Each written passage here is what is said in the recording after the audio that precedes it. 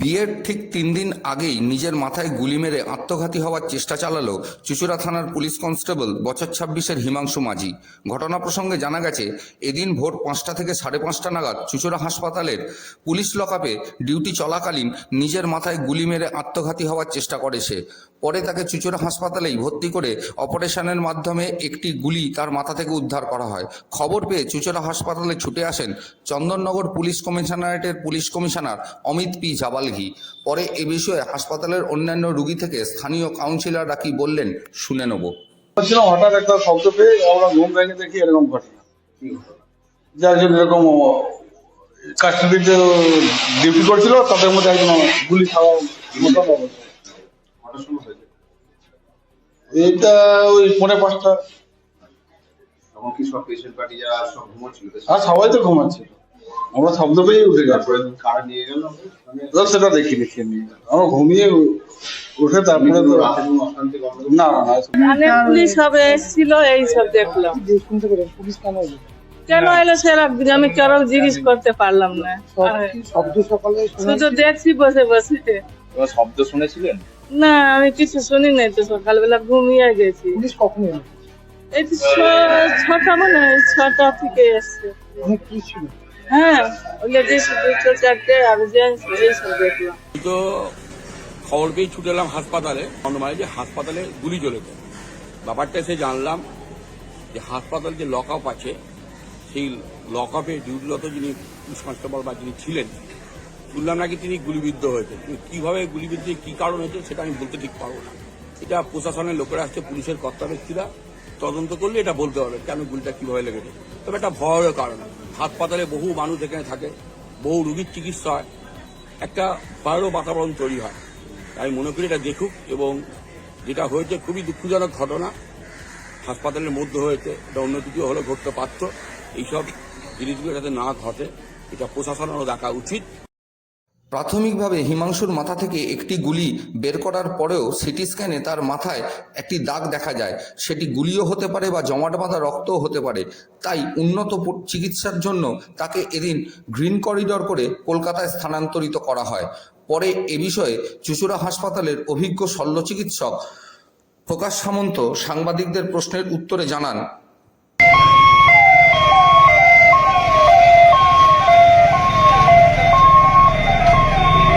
আমাদের পুলিশের লোক অন ডিউটি ছিল জেল কাস্টডি পেশেন্টকে গার্ড দেওয়ার জন্য। তাদের মধ্যে একজন যখন বাথরুমে ছিল, সে হঠাৎ বললাম একটা আওয়াজ পাই, বাইরে এসে দ্বিতীয় জনের মাথায় এবং মাথা একটু উপরে আছে, তখন সারা শব্দ তার বক্তব্য গুলির শব্দ শুনে বাইরে আসে।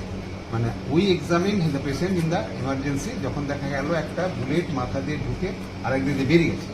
মানে আমাদের এতে বুলেটই বলে আর কি, বুলেটের ইঞ্জুরি বলে, সেইটা দেখা গেল। একটা ইয়াং ছেলে কনস্টেবল পোস্টে আছে, তাকে আমরা আনকনসিয়াস পাই এবং তখন তৎক্ষণাৎ এমার্জেন্সিকে আমরা শিশুতে নিয়ে যাই। তারপর যেহেতু যে পুলিশ স্টাফ, আমরা অফিসিয়ালি পুলিশ সাথে জানানো হয় এবং আমরা তাদেরকে বলি এই সেটআপে এরা যা পজিশন, এর একটা অপারেটিভ ইন্টারভেনশন লাগতে পারে যদি বাঁচানোর চেষ্টা করা যায় আর কি। বাঁচানোর চেষ্টা করে, কারণ এখনও বাঁচানো যেতে পারে। আদারওয়াইজ পেশেন্ট কিন্তু স্টেবল, আনকনসিয়াস কিন্তু ভাইটাল, প্রাণে ব্লাড প্রেশার, বিপি টিপি, স্যাচুরেশন লেভেল এগুলো কিন্তু তখনও পর্যন্ত ইভেন এখনও পর্যন্ত নর্মাল আছে। তো ওনারা পুলিশের লোককে ডাকিয়ে তাদেরকে আমরা টোটাল আমরা কেস সামারি দিলাম, যোগাযোগ করতে পারেন। ওনারা ইনিশিয়াল আমাদের যে গভর্নমেন্ট পোর্টালে এ করা ছিল, আমাদের কয়েকটা কলেজ ডিক্লাইন করেছে, সিএনএমসি মেডিকেল কলেজ ডিক্লাইন করছে।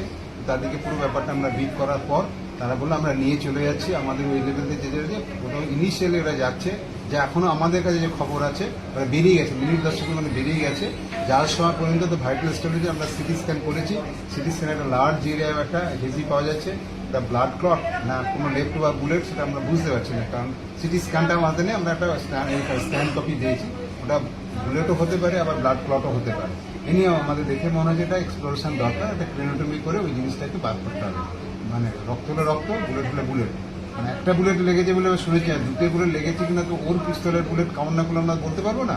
হতে পারে এমন একটা বুলেট হয় রয়ে যেতে পারে। সেইভাবে আমরা পাঠিয়ে দিয়েছি। ওদের যা বললাম প্রাথমিক অর্ডার এসএসকেএমে নিয়ে যাচ্ছে, যদি ওখানে বেড অ্যারেঞ্জ করে ঢুকিয়ে দিতে পারে, they will keep in the patient SSKM hospital.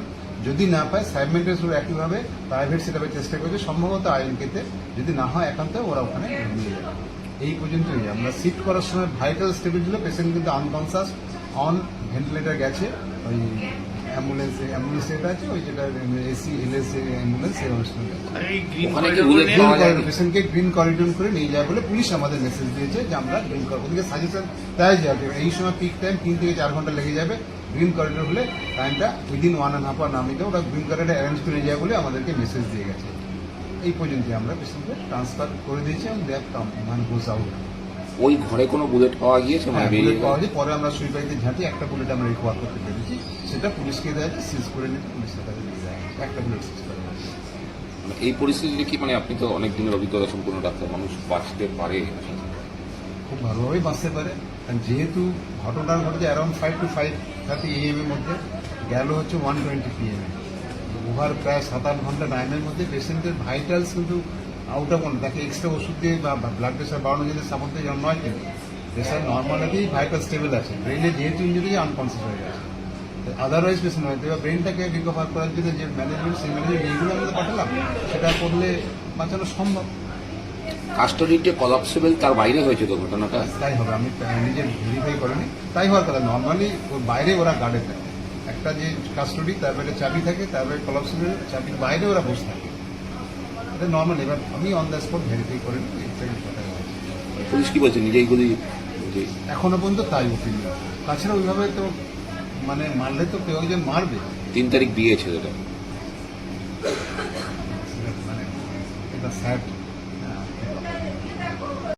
গতকাল টিকিট কাটাকে কেন্দ্র করে ব্যান্ডেল স্টেশনে ভাঙচুর চালানো ও নিরাপত্তার দায়িত্বে থাকা আরপিএফ কর্মীকে মারধর করার অভিযোগে চুঁচুড়া থানার পুলিশ গতকাল রাত্রেই মুকেশ মাহাতো এবং বিকাশ মাহাতো নামে সুকান্তনগর থেকে 2 ভাইকে গ্রেপ্তার করে। গতকাল রাত্রেই তাদের চুঁচুড়া থানায় নিয়ে আসা হয়, পরে এদিন সকালে তাদের চুঁচুড়া আদালতেও পাঠিয়ে দেওয়া হয়।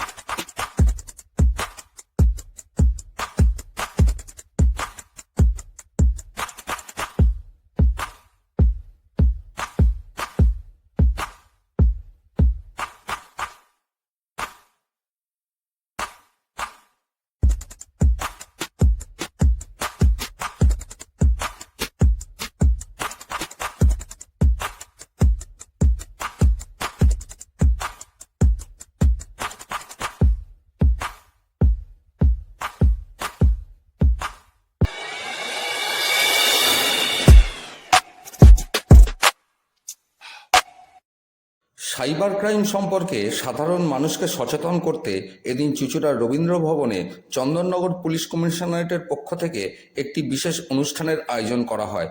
এদিন বেশ কয়েকজনের হাতে তাদের হারিয়ে যাওয়া মোবাইল ফোনও ফেরত দেওয়া হয়। পাশাপাশি এদিন চন্দননগর পুলিশ কমিশনারেটের police commissioner Amit P Javalgi সহ অন্যান্য পুলিশ আধিকারিকরা সাধারণ মানুষকে সাইবার ক্রাইম সম্পর্কে অবহিত করে তাদের মূল্যবান বক্তব্য রাখেন।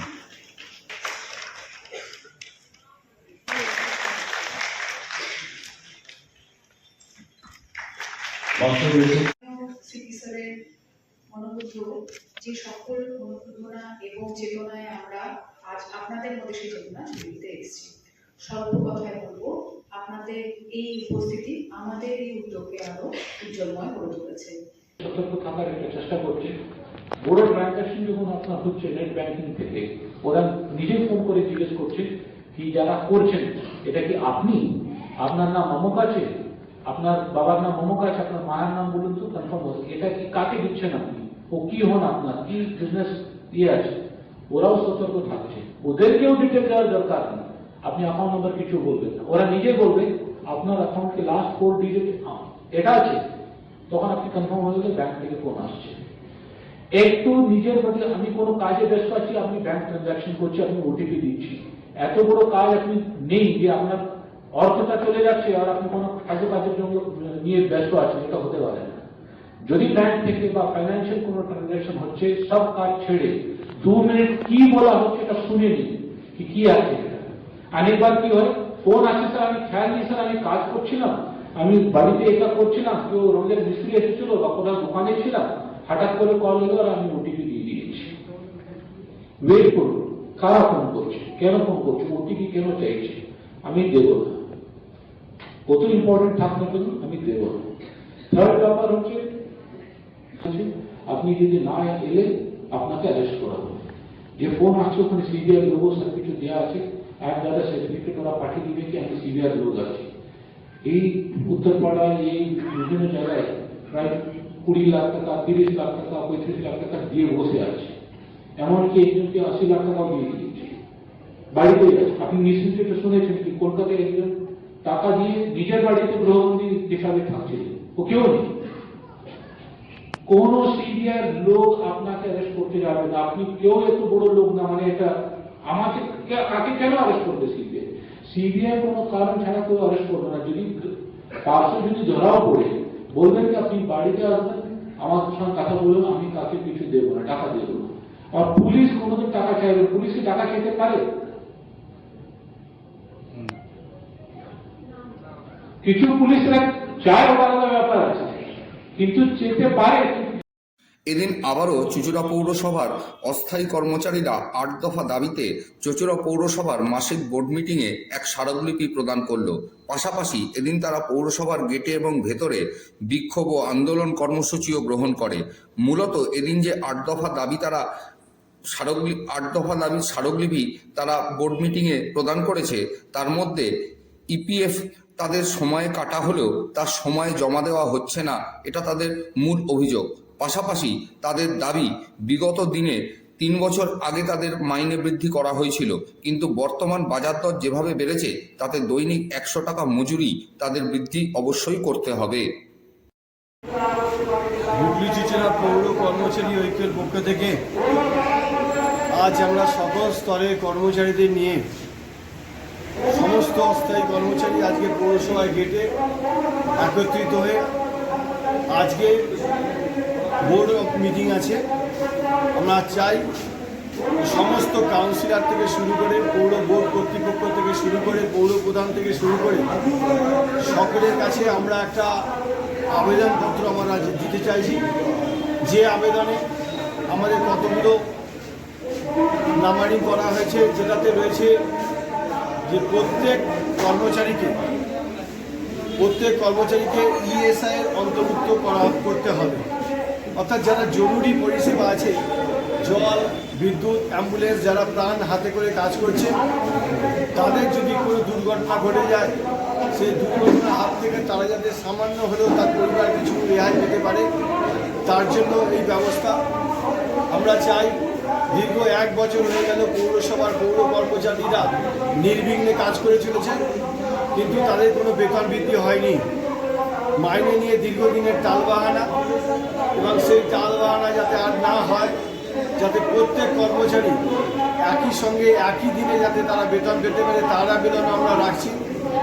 আমরা চাই যে আমাদের পৌর কর্মচারীর পক্ষ থেকে যে ইপিএফ এর টাকা কেটে নেওয়া হয়েছে, সেই কেটে টাকা ইপিএফ অফিসে জমা হচ্ছে না, কিন্তু সেই টাকা যাতে অবিলম্বে জমা হয় এবং সামনের মাসে অর্থাৎ মার্চ মাসের 1 তারিখ থেকে যাতে সমস্ত কর্মচারী যাদের ইপিএফ কাটা হয় তাদের যাতে কোনো রকম টাকা পড়ে না থাকে, অর্থাৎ মাসের টাকা কেটে মাসেই জমা দিতে দেওয়ার জন্য আমরা অনুরোধ জানাবো।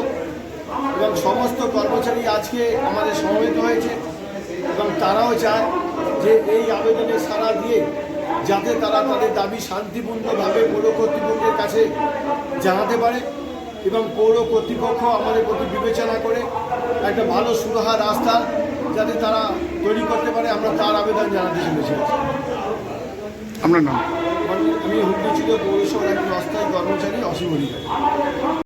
রিষড়া থেকে মানতের পুজো দিতে কন্যগর বারো মন্দিরে গিয়েছিলেন এক যুবতী ও তার মা, কিন্তু সেখানে স্থানীয় কাউন্সিলর ও তার ছেলের হাতে হেনস্থার শিকার হলেন এবং তাদের অকথ্য ভাষায় গালিগালাজ করা হলো।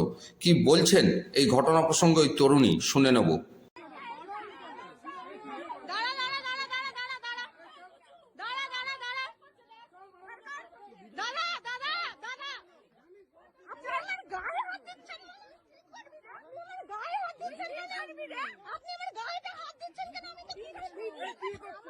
বারো মন্দিরে একটা মানত আছে, তো আমি যাই ওখানে পুজো করতে প্রতি সোমবার, এবং কালকেও গেছিলাম।